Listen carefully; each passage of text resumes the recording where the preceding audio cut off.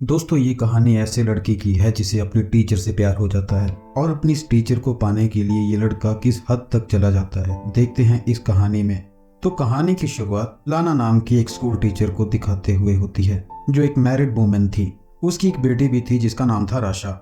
लाना जिस स्कूल में पढ़ाती थी उसी के स्कूल में एक शरारती लड़का था जिसका नाम था बेनी, जो लाना को पढ़ाते वक्त सिर्फ उसी को देखता रहता था, माना जैसे कि वो लाना को प्यार करने लगा हो। और यह देखकर लाना भी उसकी तरफ अट्रैक्ट हो जाती है।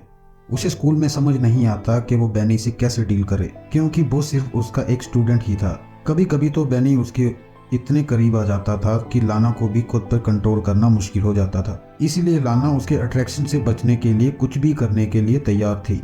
वो जितना हो सके उससे दूर रहने की कोशिश करती थी। एक दिन लाना क्लास में पहुंचकर अपने सभी स्टूडेंट को टेस्ट पेपर बांटती है और उन्हें इंस्ट्रक्शन देने के बाद पेपर को लिखने को कहती है। उसी समय वो नोटिस करती है कि बेनी पेपर पर कुछ भी नहीं लिख रहा, सिर्फ उसी की तरफ देखे जा रहा है।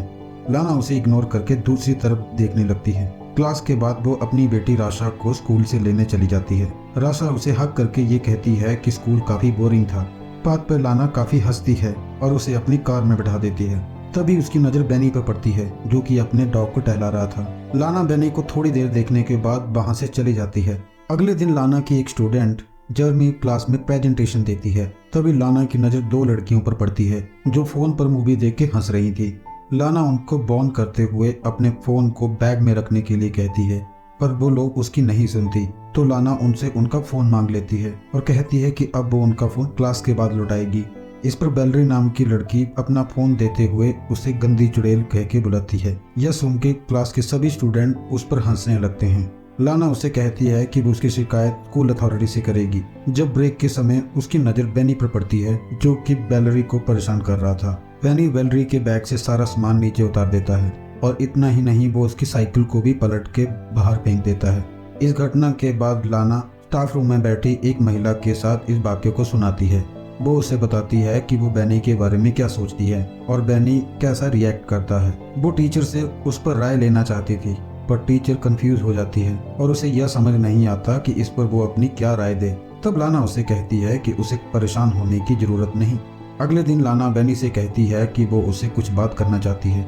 वो उसे खाली क्लासरूम में ले जाती है और वहाँ पे बैठने को कहती है। फिर उसका हाल चाल जानने के बाद वो उससे पूछती है उसे इस स्कूल में अच्छा लग रहा है या नहीं, पर बेनी उसकी किसी भी बात का जवाब नहीं देता।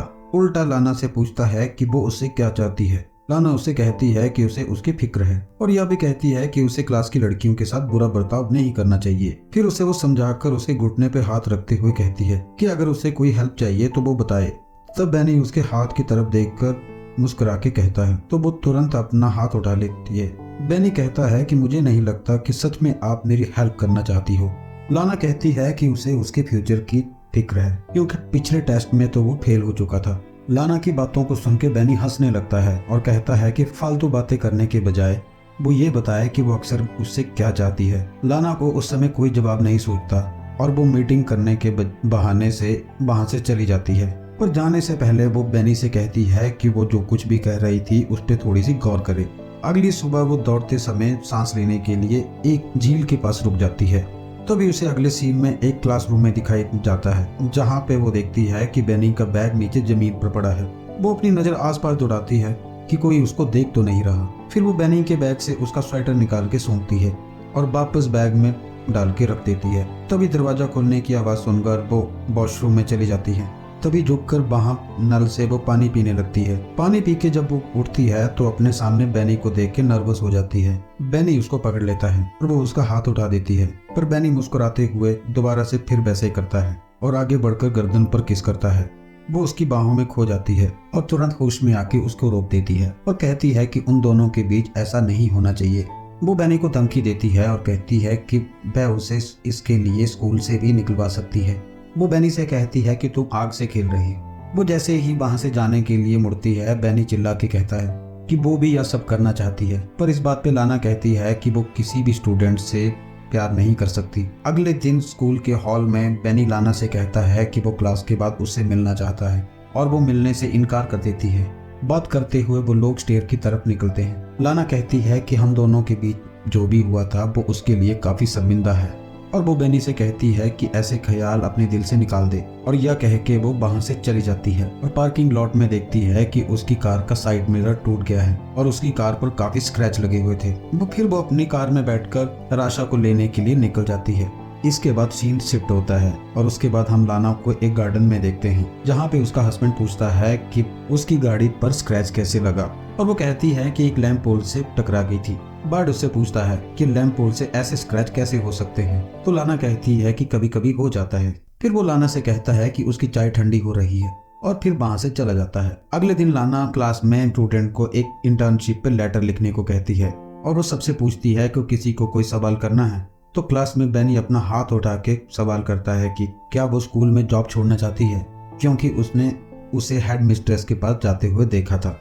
और उसकी इस बात पर सारी क्लास हंसने लगती है। तब लाना कहती है कि उसकी रिपोर्ट वो हेड मिस्ट्रेस को करेगी। तब बेनी कहता है कि लाना को हेड मिस्ट्रेस के तलवे चाटना अच्छे लगता है। इस बात पर लाना को काफी गुस्सा आता है और वो उसका बैग उठा के क्लास के बाहर फेंक देती है और उससे वो कहती है या तो वो क्लास के बाहर चले जाए या तो वो खुद क्लास छोड़ देगी। इसी बीच एक लड़का बोर्ड की तरफ एक डस्टर फेंक के मारता है, जो कि लाना को हिट करते करते बच जाता है। यह देख के लाना क्लास के बाहर चली जाती है और स्टूडेंट काफी मजे करने लगते हैं। अगले दिन लाना जब घर पर वो राशा को पढ़ा रही होती है तब उसका फोन बार बार बजने लगता है, पर जब लाना फोन को उठाती है तो दूसरी तरफ से कोई बात नहीं कर रहा होता। अगले दिन वो जब स्कूल में क्लास के लिए जाती है तो टाइम से पहले ही बेनी को अंदर देखकर वो डर जाती है और स्कूल में रिसेप्शनिस्ट को जाके कहती है उसकी तबीयत ठीक नहीं है, और फिर वो अपने घर चली जाती है। रात को डिनर करते वक्त बर्ड उससे पूछता है कि उसका दिन कैसा रहा, और वो झूठ कह के उससे कहती है कि वो सारा दिन स्कूल में पढ़ा रही थी और स्टूडेंट्स के एग्जाम पेपर भी चेक करती रही। अगले दिन राशा को स्कूल छोड़ने के बाद वो काम पे नहीं जाती। उसके बाद राशा एक म्यूजियम में चली जाती है और वहाँ पे पेंटिंग देखने लगती है।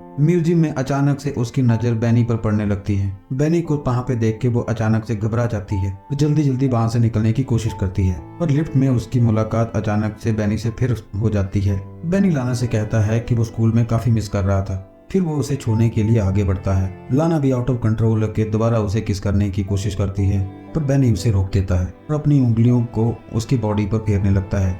घर जाके लाना को बुरे सपने आते हैं और ये सोचने लगती है कि उसकी फैमिली उससे दूर हो गई है और वो घबरा कर जाग जाती है। अगले दिन वो चुपके से स्कूल के एडमिनिस्ट्रेटिव ऑफिस में चली जाती है और वहां से एग्जाम पेपर चुरा के ले जाती है। जब सारे स्टूडेंट लंच करने के लिए कैफेटेरिया में चले जाते हैं तो वो बेनी को फंसाने के लिए वो पेपर उसकी कोट में रख देती है। अगले दिन लाना ब्रेक रूम में बैठी दूसरी टीचर से बात करते हुए देखती है। कुछ सिक्योरिटी वाले बेनी को पकड़ के ले जा रहे हैं। दोस्तों, आगे बढ़ने से पहले आपसे गुजारिश है कि आप इस चैनल को सब्सक्राइब कर लें ताकि आगे भी आपको इसी तरह की स्टोरीज देखने को मिले।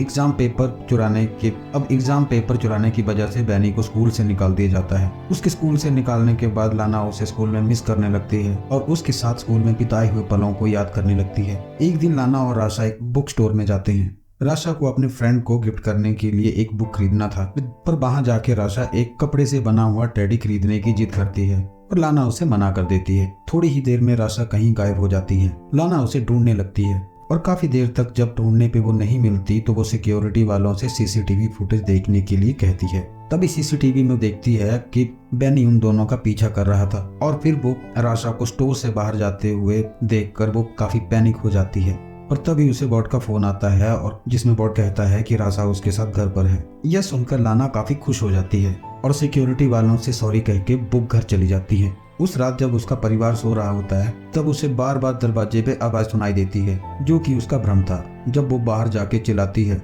तब वो आवाज शांत हो जाती है।